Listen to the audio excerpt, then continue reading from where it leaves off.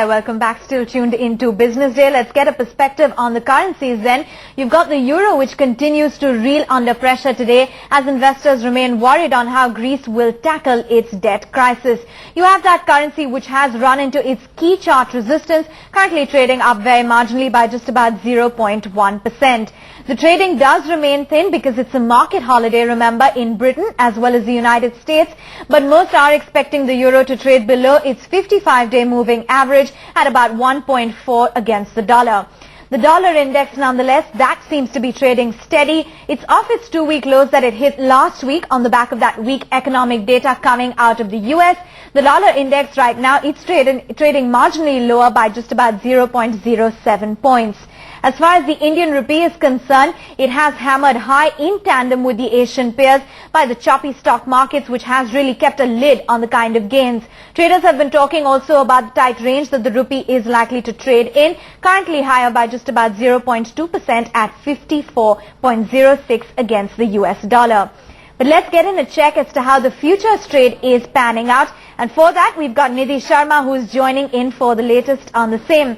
Nidhi, throw light for us really on how futures trade is looking today. Yeah, Avan. Now, rupee is trading strong against dollar, but it continues to remain weak against euro, pound and yen. Not much of volatility seen today. Volatility in June contract. USD INR 10 paisa, Euro INR 22 paisa, GBP INR 19 paisa and Yen INR at 18 paisa. Open interest in June contract. MCX SX close to 4.7 lakh loss and NSE over 9.5 lakh loss. Not a great day for volumes today. NSE clocking a volume of 9,700 crore, close to that. MCX SX close to 7,500 crore and USD close to 6,900 crore. Back to you, Avan.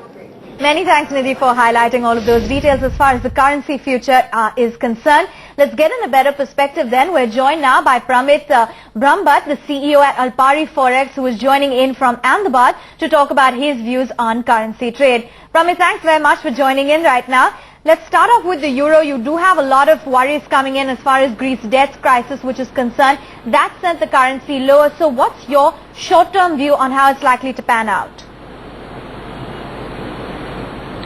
As we have seen that European crises are keep coming back, especially from the peripheral countries like Greece and Spain, and that's not the new thing. So market is known to its elasticity in terms of the Greece crisis or a Spain crisis. So we will see some sort of correction coming into the euro dollar and other euro-based pair. But 1.4250 is a very key level to break. If it is breaking that, then we can see it's going below and it can touch even up to 1.4050 level. But looking at the US economy also, the things are not looking pretty good there. So it can work out as a consolidation between two weaker currencies, and we can see rupee has a higher edge above the dollar. Right, Pramit, I'm just going to dwell on that point regarding the disappointing economic data which has been coming out of the US.